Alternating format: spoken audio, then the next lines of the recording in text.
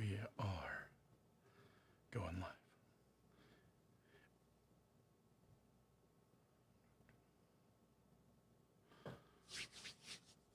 What's up, everybody? Oh, great. My voice is worse than I thought. What's up, everybody? Welcome to Seven Figure Photographer Live. Today is, well, it's December 16th, 2021. So we got a great, we actually have something great prepared for you today. And I might have to, well, we did bring Mia. So everybody say hi to Mia. Mia is on the live with us today, and we even gave her a microphone. Hopefully, will you talk for just a second? And hello. That was really much better than that. That was really good.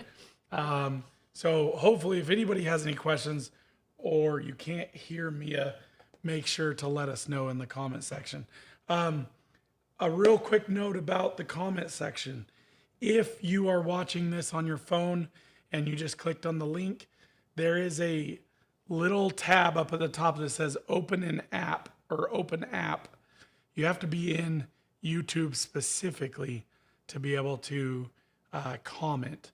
And below the picture or below the video in YouTube is a spot that says comment live or chat live or live chat. So I thought I was going to have more voice for this. I'm already realizing that this is going to be rough. And last week after I did my live on budgeting, it killed my voice. And I actually went into like a real bad relapse on my cold. It actually got worse than the first time I had it. And I'm still kind of recovering. Today is probably the best I've felt. However, my voice, I still have Batman voice. So yeah, you guys are just going to have to deal with it. But we're going to bring Mia in for a good bit of it and let her share her opinions, her thoughts, and ideas because I'm going to need some help. That's just all there is to it. For those of you who will soon be listening on the podcast, we will have that coming soon. If you want to see this video, we have our Seven Figure Photographer Facebook group as well as our Seven Figure Photographer YouTube channel where this is all live as well. So what's up, Tim, Laquita, and everybody else who joins us? Please make sure to comment and let us know what you think. So today we are going to talk about, we've compiled a list of 12 things that we think everybody needs to do to prepare for their business in 2022. Now, these are 12 really important things that we're going to do ourselves, things that we've thought ahead of just specifically to help you really prepare and be ready for 2022. So without further ado, we're going to get started. Number one on that list is get started on your taxes. Now, I'm going to switch over to Mia. Mia, tell us about taxes right now. Tell us about taxes right now. So I'm behind. I'm so behind. Well, the worst part is if you fall so far behind, your bank doesn't even support that information. So you can't get the CSV downloads. Yeah. So you have to do it by hand. That's what Mia's been dealing with. Is she's been entering all of her transactions by hand, and she's hating life. Yes. She can't go out and have fun because she's got to do taxes. A couple of things that I want you to consider and be ready for coming up. Now, obviously, we don't have year end. We don't have bank statements for December. So we can't really finish those taxes, but we can be prepared. Make sure you have all your receipts. I particularly photograph all my receipts and put them in Dropbox. If you have QuickBooks, put them in QuickBooks. There's a lot of different ways. If you don't have either of those, make sure you have all your receipts in a file folder, saved somewhere safe for 7 years. I think that's the general idea of how long you need to keep track of those.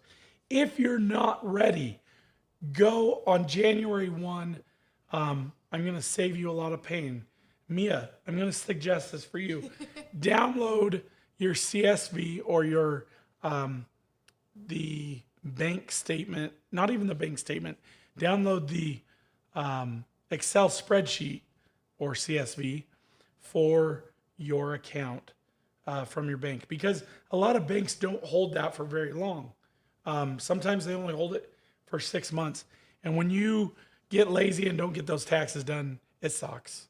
Like, it literally has consumed Mia's life for a couple of months now, actually, like quite a long time. So a couple of things I want you to do is I want you to categorize all your transactions. Now, this is something you can do in QuickBooks, but go through and set categories.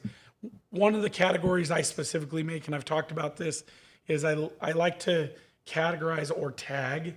Sometimes you can do it just by tagging. And I like to tag my subscription expenses.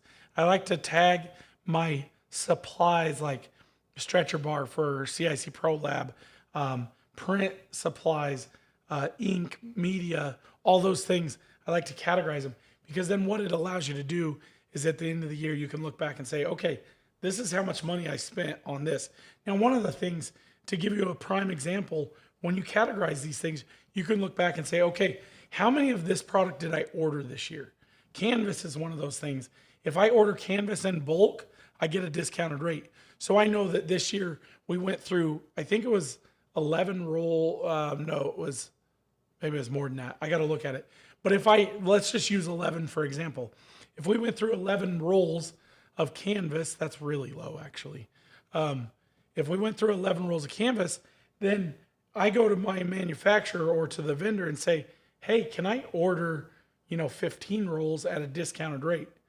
And if you can do that and or save on shipping, then you can actually buy your whole year's supply at a discounted rate and save yourself some money. Next thing I want you to do is reconcile your accounts. Now, you can't reconcile December, but you can reconcile up through November and have that ready to go, so that on the 2nd or 3rd of January, when you get your bank statements, you can go in and reconcile and send that over to your accountant and be done. Now, last but not least is profit and loss statements. If you don't know how to make a profit and loss statement or how to achieve one from your tax software or from your, why did I just have Pixify or what is that called?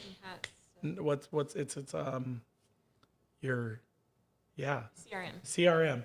If you have a CRM, it's very likely you have a profit and loss statement in your CRM. Some of them, most of them, maybe some of them not. Figure out how to do a profit and loss. Understand what a profit and loss is and pull it regularly. So that's all I got for you with taxes. Do them. I know they're not the sexy part about business, but let me tell you, when you understand your numbers, your business will excel beyond what you might think, because when you understand those numbers, you can do so much better and you can understand so much more and you can be much more efficient. So number 2, I'm just going to briefly touch on this one. Number 2 is define or redefine your SMART goals. Now, remember, we talked about this about a week or 2 ago. Maybe it was 2-3 weeks ago. I don't know. SMART goals: specific, measurable, attainable, realistic, and timely. Make sure your goals are SMART. And what I mean by that is obviously the specific, measurable, attainable, realistic, and timely. And then redefine them. Define what those goals are and really dial in on what you got to do. The other day I gave you a breakdown. If you want to make $100,000, you have to break it down by quarter and by month and by week so that you understand how attainable that really is. Number 3 is take stock in where you're at and where you're at now with your business. And what I mean by that is a couple of different things. One thing I want you to do, and this is actually a really fun, well, I don't know if it's fun. It's a good exercise. It's something that's really beneficial to you as far as just like your peace of mind. Look at where you are today and look at where you are, where you were a year ago or 2 years ago or 5 years ago. I have to tell you, when I was a kid, one of the things I realized, actually as an adult I've realized, is that I set goals and dreams that I've achieved and forgot to set new goals. One of those goals was I wanted to make 6 figures in photography. Okay. I've far exceeded that. But now, like sometimes I forget to look back and realize, holy crap, I'm way beyond that. And I still question my success as a photographer. But yet the goals I set, I decimated. So think about those things. Now, the next part, I'm actually going to let Mia share with you because this is one of the things she wants to talk about in determining where you're at with your business, as far as go for it. As far as go for it? Yeah. So really, it's just the fact that if you don't know what your analytics are or how to use your analytics, then you really don't have an idea of what's going on. Like, you can have that goal of getting over 6 figures, but if you're not there yet, if you haven't achieved that goal, how do you know if you're making progress, I guess? So I don't know.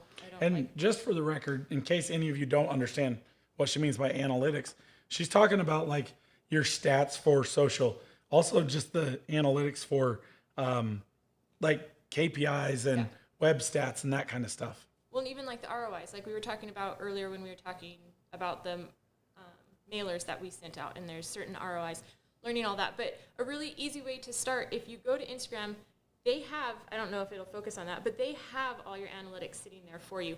And you have the ability up here in the top, you can click down and you can do it, it's going to be slow, but you can change it to 30 days, you can change it to 14 days.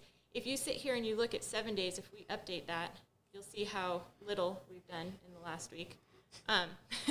But we have reached more accounts, like our accounts are up, but our engagement is down and our total followers are down.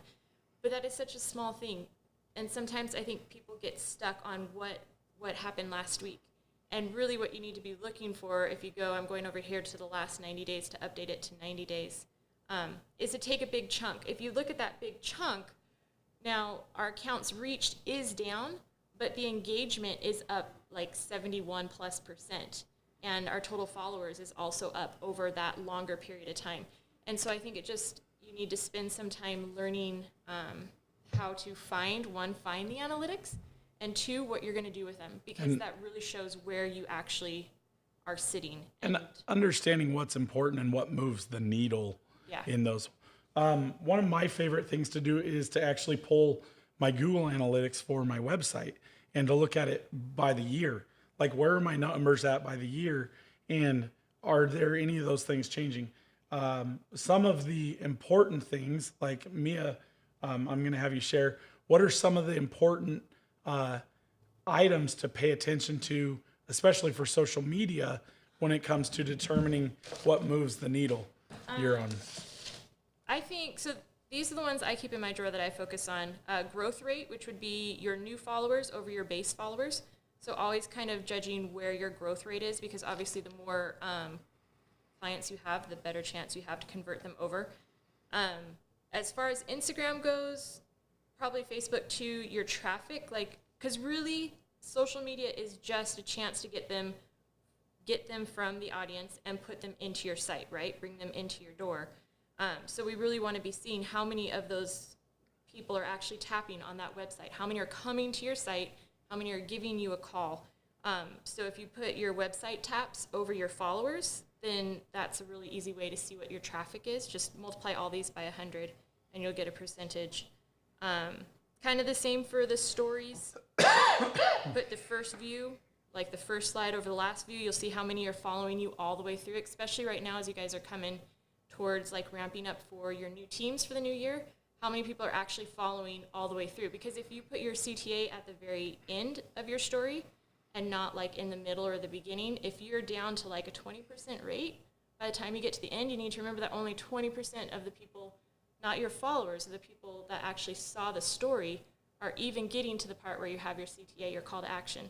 So if that call to action is at 20%, that's not really doing you any good. So you need to move that call to action to like 2 stories in, where you're still at like 80%. Does that make sense? Is that kind of where we're going? Yeah, absolutely. And those are obviously what we've talked about in the past, your KPIs, your key performance indicators. And it's important to know what those are. Some of the key performance indicators that I look at is like how many leads do we get into the business on a regular basis or on a weekly basis or a monthly basis? And of those leads, how many of them are we getting in for studio tours, or how many of them are we booking? So that's number 3, taking stock on where you're at, where you are now, and where you were like a year ago. Number 4, this is one of my favorites. This is something that I've been working on a ton right now, and something that really I just get excited about. It's identifying your bottlenecks. Where are you experiencing suffering in your business? Last night, I had this fun little spat with my wife. She'll probably love the fact that I'm sharing this. I simply asked her, where are we at with a client? And she seemed a little frustrated that I would just ask her that. And so she jumped up, ran in, found out where we were at. And I was like, I wasn't like mad. I just wanted to know because the client wanted to know. And that's something that we've really been trying to fix with Trello and updates. And that's one of the things that she's been struggling to update in Trello, because I said, if you would just put it in Trello as you do those things, then we have a central location that we can go in and look at it and determine. Another thing that we did last week, Bart was out of the office and we had to ship a couple of prints, and we get into the computer and Bart had screenshotted a bunch of shipping labels. And so when we created a shipping label and screenshotted it, we're like, well, which one is it? It's hard to determine. And so that's one of those things that I recognized as a small bottleneck, but I was like, what can I do to fix it? So I actually jumped onto the computer, took about 10 minutes, created an automation with Mac Automator, which is incredibly powerful. Even Mia taught me something on it yesterday. And I made it so that when you take a screenshot, you can drag it over this little icon and it automatically sizes the print, prints it out on our thermal label as a shipping label, and then it moves it off of the desktop into a storage folder just in case we need it again. And that's some of the simple stuff. Find where your bottlenecks are in your business. Maybe it's like the phone. Maybe you're struggling to get people in the door because you're not answering the phone on time or you're not replying. Figure out where those things are that are hurting your business and then look at it. What can I do to fix it? What can I do to make it better? Is there a system that I can create to make it so that we understand, okay, well, if the system's broken, what part of it didn't work? And what can we do to make it better? So that's number 4, identifying your bottlenecks. Number 5, this is a great one as well. Establish new boundaries. And I'm going to let Mia talk a little bit about this. But before I do, I'm going to share some of the boundaries that I've worked on establishing. I meet so many photographers that shoot on the weekends, and that's cool. You can do that. But I make a great living, and I never, ever shoot on the weekends. This year has been amazing because Mia hasn't scheduled a single sales session for a Saturday this year. This is like a first in my life. But we established some boundaries. I don't want to work Saturdays and Sundays. If I can help it, I don't want to do it. This year, we set the boundary to only work 3 days a week. And I did that for a number of different reasons. One of which was I wanted to spend more time with my family. And I want to keep Mia around. And I know that one of the things that's going to pull her away from me is feeling that need to spend more time with her family. So if we only shoot into the evenings 3 days a week, then that allows us to establish boundaries. So what are some of the boundaries that you can set, or what are some of the boundaries that you've set, Mia, to create, and how do you stick to those? I think for boundaries, one of the things, and I'll talk to those that are women for a second, because I feel like a lot of times before I came here working for Sam, I did my own photography thing, and I liked to shoot while my kids were in school because that's the time that I had, but then I had little ones. So you kind of like time adjust around all these different things. And I think it's real important to kind of plan ahead. I was so excited when my youngest was starting kindergarten because I had a chunk of time. And I think with part of the boundaries, not only is it for your customers, it's for yourself. So I think when you are kind of evaluating how you're going to spend your next year, if you know that you need time to just sit there and edit, tell yourself that you'll edit while the kids are at school, or you'll edit create specific times for editing. Yeah, just time block it. Like really go back. We've talked about the 12-week year. It's one of my all-time favorite books. Time block it all out and set those boundaries for yourself so that I think, too, eating, like, again, it might just be a woman thing, but I kind of have a tendency to just go and go and go until Sam's like, okay, let's go eat. It's like, oh yeah. But if you're working at home or you're doing this on your own. I just go eat when Yin puts something in the microwave. microwave. Yeah, when Yin puts something and we smell the food. But set those blocks out. You're going to work on editing from 10 a.m. till 12 p.m. Then you're going to give yourself a lunch break, and then you're going to talk to your customers. And if you start establishing those habits, the boundaries are for you as much as they are for keeping people out. It's for keeping you healthy and you sane in all of this. So. And one of the things that we've actually done that I've tried to help Michelle with is creating like her blocks of time. One of the hard things that she deals with is ordering product. And it's so consuming because each item has to be ordered individually.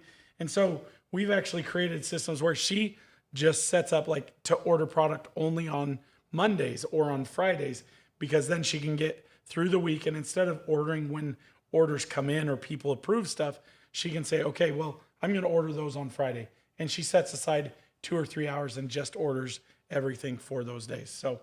So that's number 5, establish new boundaries.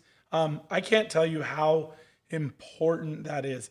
And, I fought the same fight as all of you guys do. I take the business when I can get it, but, and it's probably even cost me a little bit of money this year. But the happiness, the feeling of looking back and realizing that I haven't even had a sales session on a Saturday this year. High five Mia, because that does mean a ton to me. And we've still had everything just fine. So number 6 is clean your house. Now, I wish you guys could see how messy my desk is right now. Or the fact that I cleaned mine right before. You guys would probably laugh me off of this live, but that's not actually what I'm talking about. It is a little bit. There's a couple of different things that I want you to consider when I say clean your house. Clean up your task list. If you have, I'm guilty of this like big time. My Trello to-do list is huge.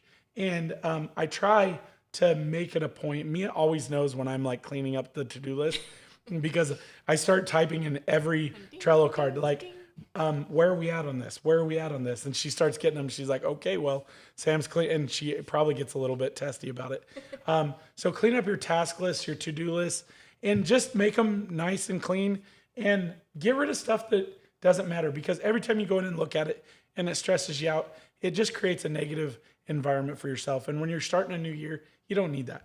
Clean up your email list. Like I had, in fact, one of the biggest reasons, the number one thing that I wanted Mia to do when I first hired her, and I got to tell you, she sucked at it. She tried. That's not true. I've got it up. She tried, now. But to clear out my email, I had like, what was I up to? Like 12,000? Oh my gosh, it was ridiculous. But Yeah. you get like 300 a day. I do. I get so many emails, and I have multiple businesses, multiple accounts. So like I get it, but I've tried really hard to keep that clean, and I'm a little bit behind right now. I'm at like 1,100 emails. And so go in, clean that up, use your email inbox as somewhat of a to-do list. If there's an email in there, make sure that it's taken care of. If it's not important, get rid of it or file it away into a folder. Organize your office. Like find little things that you can do to reorganize to make your systems better. Like for instance, our printer over here, we have paper over here and paper over there with the cutter. And we really could do with just a great organization day of just organizing some of those things and creating specific places for things so that it's organized and put in place. Mia, what do you have to say about anything to add to this? I am really excited to throw you under the bus, actually. Oh, shit. So, I think along with this, it goes back to number 4, like kind of understanding where your bottlenecks are. But one of the things that we know about Sam is he loves stuff, right? And subscriptions, holy cow, all the subscriptions. And there are great subscriptions, but sometimes he kind of has a tendency to forget what subscriptions he has. Or I'm working on it. Done it like has the same subscription in 3 different emails and stuff. Yeah. But I think this is really important too to clean up your subscriptions because. Are you talking about email subscriptions? No, I'm talking about like or all of it. Like on the phone. Like when you have, what are the ones that you had 3 accounts for the other day that we had to like combine into one? So like I've got Mojo and we use Planoly and Hootsuite, like all those things. You don't need all of them. Some are essential. And sometimes when you don't know you have one and you sign up for it again. I had like 3 or 4 different year subscriptions to the same thing. To Monster Insights for web stuff. Pretty awesome. And I sent them a message and I was like, I just signed up for a new one with 25 accounts and I don't think I need it. I think I only need the 5 accounts. And they wrote back and they're like, well, you already have you have one. like 3 accounts with 5 accounts on them. So do you want us to just get rid of this one? I was like, when you think about that, what a money suck. Big time. When it comes to that, because you're paying and you don't even know. And I think some of the times we get things or people suggest things, and so we're all over it. We're like, yeah, we're going to use that. We're going to implement it. And so we pay for it because our free trial is up, and then you forget. And so you're just being charged over and over and over again. So clean those up too. Like, don't forget about the subscriptions. One I got the other day, I was kind of miffed because GoDaddy, for those of you who don't know, sorry, I'm coughing. I'm a little bit of a domain hoarder. Just a little bit. Sometimes I buy domains as investments to mess with people. I think you're still on me too. We can like cut to me. I'll cut to me. So I buy domains and I have one that is literally, I don't even have the business anymore. Somebody else has it. It's like, and I just got charged for 2 years of subscription for 3 different domains to the tune of like $140 or something. And it just like auto went through and I was like, what the hell? So that's a good one to get rid of. Sorry, here we go. Now I won't be able to do lives next week. So, okay, number 7. I'm dragging this one out a little too long. Plan your education. Now this is huge. What events are you going to attend this year? What is your budget for education? Are they smart events to attend? Are they going to move the needle forward for you in your business? Or are you just going, how many different freaking lighting workshops can you go to? Like, I'm sorry, guys, I understand it because, and it's not like I'm like epic at lighting, but Tim is one of the people I'm talking about here. And not that Tim goes to too many events, but like when you're going to an event about lighting, like how many times have you learned lighting? How much do you know about lighting? Like, can you really perfect your craft? Now I get it. Some of it is about networking, and that's huge, especially for us because we work with other photographers with coaching and stuff like that. So the goal is to meet other photographers and network that way, but it's also to educate ourselves. We go to trade shows specifically for education. I go to trade shows for buying product and stuff like that, but I have a very specific education budget every year. And one of the things I'm actually talking about doing is a new live about the negative education budget, which this is the education budget you apply to for messing crap up and the education you learn from that. So, but consider what's smart. And again, I'm not saying that Tim, it was unsmart. I'm just saying, like, be very selective and make sure that the educational events you're attending are going to move the needle forward for your business. Because I think all too often, and I might hurt some feelings with this, we all get so focused on, like, let's go educate ourselves and learn. But at what point are we going to realize, and this is not to anybody specific, at what point are we going to realize that, like, none of that is putting leads in the door? And that's really what you need for your business, is get people in the door. So find education that focuses on that and not just, again, I'm not pinpointing anybody specific, but not just about how to do social media or how to, write better SEO, which that actually does move it forward. But focus on things that are going to actually help you drive leads and people into your business. So that's one I'm really, really passionate about. I think that there's nothing more important. In fact, I got a quote for you, but there's nothing more important about rather than focusing on education for your business.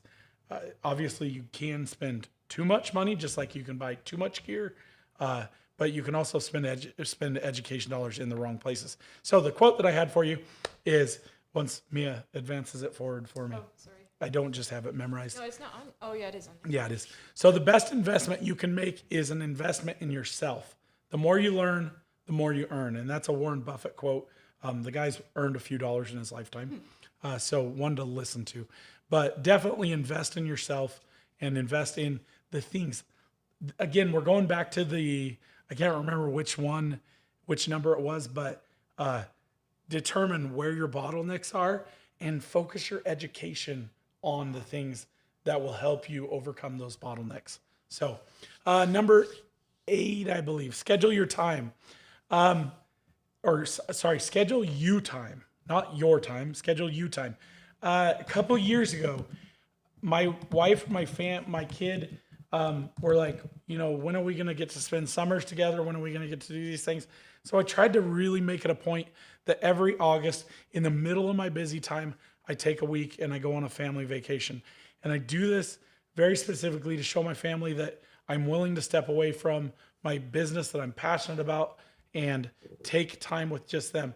But there's so much to it that is specific to just making time for you. Make personal projects, plan personal projects. I suck at this and I've needed to do it for a long time. I want to do it. I pick up the camera so much that sometimes I just don't want to do that. Is that a quote from Sam, Jason? Oh, don't worry about it. Keep going. Okay. You're on a roll. Okay. So make personal projects. Look at the needs that your family has and make sure to consider those things and plan for those times for your family. Even if it is weekly, schedule you time on a weekly basis. And it's okay if it's in the middle of business time. It's okay if you schedule to take 2 hours off in the middle of the week to go out to lunch with your kid or go to lunch with them at school or whatever, because you'll never lose when you take those times to invest in yourself and in your own personal health. So that's number 8, schedule you time. I probably didn't do it justice. It really needs more emphasis to schedule you time. I need to go back and watch this and listen to my own words because I scheduled some for May. I suck at it. And you know what? I'm just going to let everybody look at your face right now because I'm going to flip you off behind the camera. So here's 1, here's 2. These are my 2 pals. Okay. Moving right on. Okay, sorry. I had to flip Mia off and I didn't want to share it with everybody else. Mia's going to Africa in May, like a jerk, into June actually. Okay, number 9. We talked about this last week, create a budget. I'm not going to get into a lot of this because if you want to hear more about it, go watch that video. Create a budget. And then I don't care if you go over budget. Everybody goes over budget. You build a house, you go over budget. You do everything you do, you're going to go over budget. But have a basis. Decide where you need to be. Learn how to do that profit and loss. Look at your profit and loss and say, okay, Sam, we spent $23,000 this year on subscription services. And so I've spent a lot of time figuring out how can I eliminate and how can I reduce some of that? Because some of that money could go to other things. Some of that money could go into my pocket. Some of that money could be used to hire another employee to take some of the load off of Mia or to do something else. So establish your budget and work from that budget. Like I said, you don't have to, I don't want you to not stick to the budget, but use it as a basis or as a guidance for you. And for crap's sakes, guys, read Profit First. You've heard me say it 100 times. I'm going to say it 100 more times. It literally changed my life, and I've seen it change so many other people's lives. So go get that book and read it. I want to say something to okay. this. I think one of the most important things I've learned from you, probably from working here, is within that creating a budget, learn what your cost of doing business is. Because one of the things that Sam just does all the time is he knows how much his time is worth, and he's transferred it to me. He knows how much time how much worth my time is. So we just had somebody come in to do cleaning because I used to do all of the cleaning and I wasn't really the best at it. I kept it up. He's laughing at me now. I kept it up, but it wasn't, it's not. She cleaned the easy things. I did. I cleaned the easy things because there's so many other things to do. But that was a bottleneck and something that bugged Sam, and it's hard when it's not clean and your customers come in and you notice. But he also knew how much my time was worth, and he knew that it was better to outsource that. And I think you need to consider that when you're creating a budget for your business. Remember how much your time is worth. Yes, you can do it all, but you're going to run yourself ragged, you're going to be done, and you're not going to have fun doing your job, and you won't love it anymore. So keep that in mind. And one of those things to kind of piggyback on that is understanding your employees. Like that created some frustration with me towards Mia because I wanted things clean, but she wasn't cleaning the things that I wanted clean. Part of that was my own fault. But instead of being frustrated with her, I would rather use her for, that sounds bad, but I'd rather put her in her zone of genius and get the most out of her value and hire somebody else to clean so that I can, take my frustration, like get rid of that frustration with her because I'm expecting her to do something that isn't like her best quality. Not saying that you're not clean, but anyway. So yeah. So yeah, that's one of those things that got a little bit off on a tangent, but create a budget, use it, live by it as much as you can, and help it. Just let it be a guideline. We're down to the last three, guys. Number 10, this is my favorite one. For crap's sakes, raise your prices. Everybody could raise their prices right now and be just fine. I promise you. Get out of your own way. I have some really fun stuff coming up with pricing and the fear that photographers go through. But guys, I'm hands down one of the most expensive photographers here in my area, without question. And I just raised my prices. Now, the one thing I want you to understand is you don't have to necessarily raise your prices to raise your prices. And I'm going to get to that. But one of the things we did this year, I've never liked the idea of minimums, but I see people all the time that have $1,700, $1,800, $2,500 minimums. And I exceed those. So I'm like, I can sell it, so I don't need it. But then I get frustrated with the clients that come in here and spend $1,800 or $2,200. And I'm like, okay, well, I can't be upset with them. I have to look inside myself. What can I do better? And one of the things we came up with this year, and I don't think, like, it wasn't a me thing. It was just something that was inspired by somebody else. But we didn't create session minimums. We just added a print credit, a very large print credit. So now when you book a session with us, it's the same price as it was. Actually, we did raise the price on the sessions a little bit. We also changed our sessions to not be boy or girl specific. So anybody could do any one of our sessions. And it gives people a lot of versatility. But what we've done is every one of our sessions, if it's a $500 session, it's $1,500 to book it. And the idea is they get a $1,000 credit. They're still paying the same, but they understand up front, okay, I'm spending at least $1,500. So it's going to take out some of the people that are like, holy crap, that's way too much. But it's also going to raise the bar for the people that are like, I can do $1,500. Because then once they get in here, that money's already been spent. And so now they're on to spending new things, and they can now afford more than $5,000 or $6,000. And so it's a great way to do that. Now, the way to change your prices without raising your prices is lower the offering. If you're giving out 4,000 digitals for a $35 session fee, and you get all the digitals, okay, give them 2,000 digitals, and you just doubled your money, right? $35, price is the same, but you're giving them less, you're working less, you're effectively raising your prices. Consider that and think about it. Number 11, plan your marketing. We've talked about calendars. You can see over on the wall where Mia is. Play Vanna. Play Vanna. Yes, right there. Right? Okay, that's about right. Kind of, not really. No, not so those are our calendars. Those are our planning calendars. We're actually setting it up to have all 12 months up on the wall. You can actually get some really cheap, great options on Amazon. I think like $60 for like a big, like 4 foot by 8 foot calendar. Okay. You have to write the numbers in. You have to do all the work. You have to color code it and everything, or you can go to our website and for, I think, $160, order all of our calendars just like that with the color coding already set up. It comes with the Post-it notes, comes with the Sharpies, comes with everything you need. And I'll even share a video with you about how we use those calendars. But plan your marketing.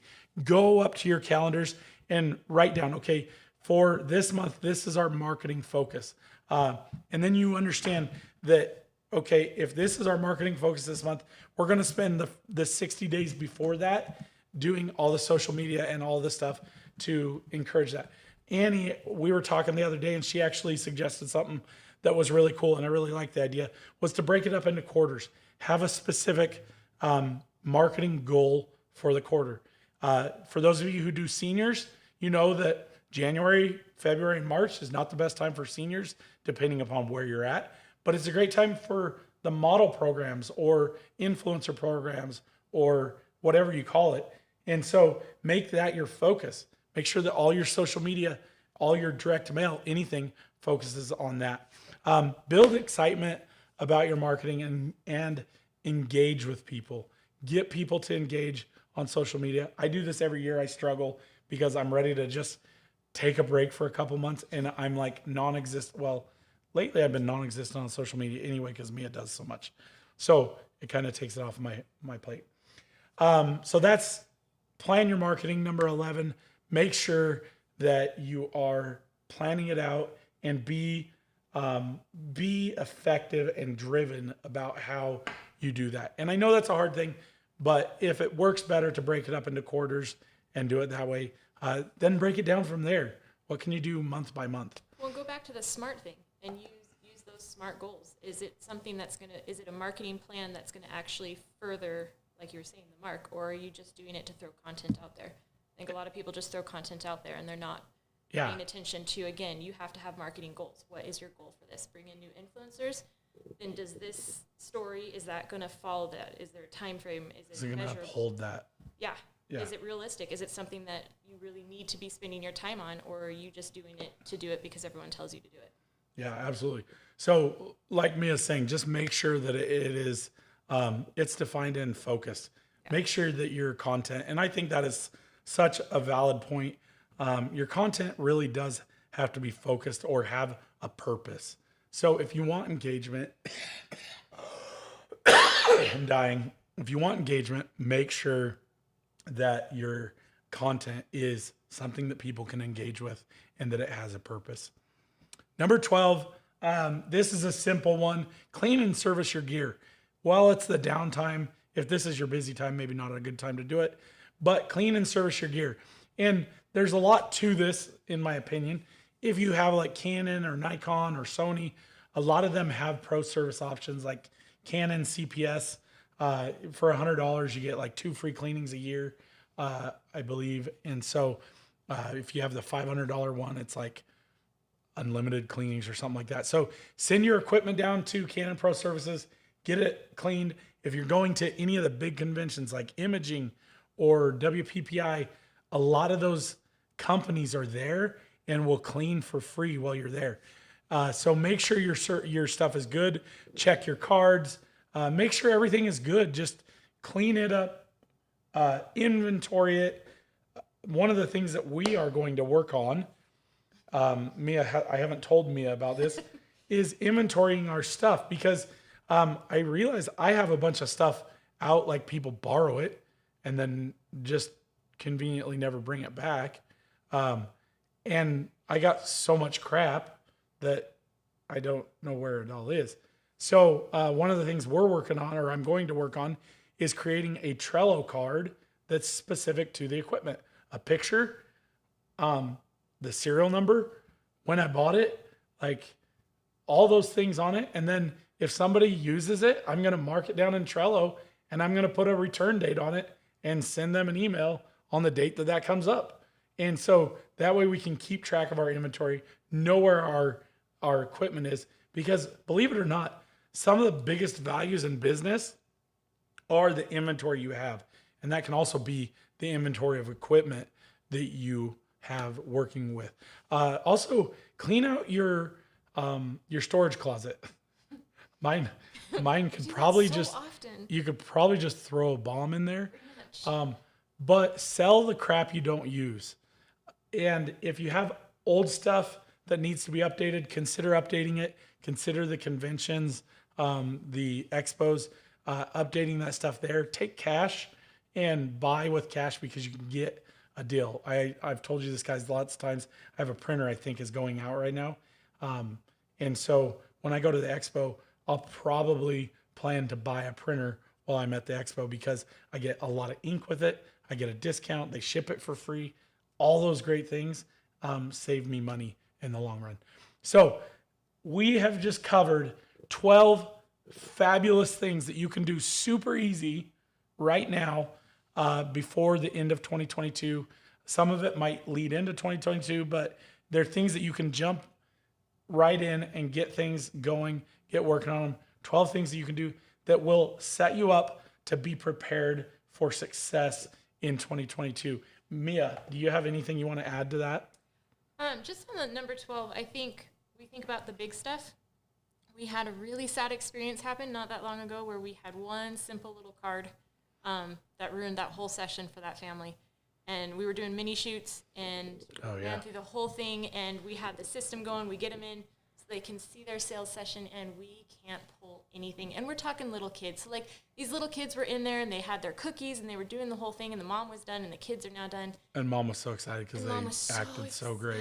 Yeah, and they were so cute in camera. But for some reason, the camera was going faster than the card was downloading, and so we lost everything. And they had to come in. I don't think they got anything off that card, did you? The card just corrupted. Yeah. Well, it was a decision of, like, do we spend the money to upgrade the card or just bring them in and do a new shoot? So that's kind of what it was. So don't forget getting rid of those cards. Or not necessarily, I don't know how you check those, actually, to see if they're still working. You know, honestly, I think it's really just a matter of, if you have cards that are old, quit putting them into circulation and buy 2 new cards, you know, every 6 months, and keep them circulating, because there's literally nothing worse than getting done with a session and realizing that you have to go out and redo everything because of a simple thing like that. Most of the cameras now have the capability to shoot to 2 cards. Sometimes that's not a bad idea, especially if you're doing weddings. Absolutely do it. But I mean, there's lots of different ways that you can work with it. But it's also little things like computers and, well, that's not little things. Phones. You know, everything. Chargers, buy an extra charger. Yeah, we just bought extra chargers so that when Mia forgets her charger at home, it's the first time I've forgotten. Thank goodness Sam has a charger, and my computer hasn't died. I forgot about it. So, anyway, do we have any questions that we can answer? Not really. Everyone's been really quiet. All right. Well, you guys are welcome to, if you want, in the next 40 seconds. If you have a question about any of this stuff, feel free to comment or tell us what you think of the 12 things that we just gave you. I know that was a long, it was a long live, but it was supposed to be just 10. Mia forced me to add 2 to it, but I know it's a lot, and I'll have Mia actually write out the different steps in Facebook. So if you guys are hearing this on the podcast, head over to the 7-Figure Photographer private Facebook page. If you've never been there, just go over and check it out, or send us a message and we'll get you a link to it. And get over there and you can check it out there. And other than that, sign up in the email below, hit the subscribe button. Yeah, is there an email below? There will be when we're done. Oh, okay. Yeah, do that. And if you guys want to be updated on like I send out a text message now. I've been doing really good about that and sending out more invites. So if you guys think this is working out well, I love the YouTube format. It has been working far better. We've actually been setting up some really cool automations so that, like, today when this one is done, it's automatically going to be sent over to a transcription website and transcribed so that Mia can get it and turn it into a blog post, as well as automatically being sent over to the podcast guy who's going to cut stuff and put the stuff in there and create a podcast out of it, so that, and as soon as he's done and puts it into a folder, it'll automatically upload as a podcast. So I just haven't, I'm going to wait until we get some podcasts on there before I release it so that we can get that out there. But it's just a different way for you guys to listen to what we're doing if you're struggling to be able to sit down and watch it on the computer, but you want to hear it whenever you want to hear it. So anyway, that's it. It looks like we don't have any questions to answer. So yeah, I guess we'll call it a day. Let's hope that I have a voice after today. because I did kind of push it a little bit. But I think we'll be good, and we will see you guys all next Tuesday. Yep, we will. And peace out. Have a fabulous weekend and enjoy your families. Take care. Bye-bye.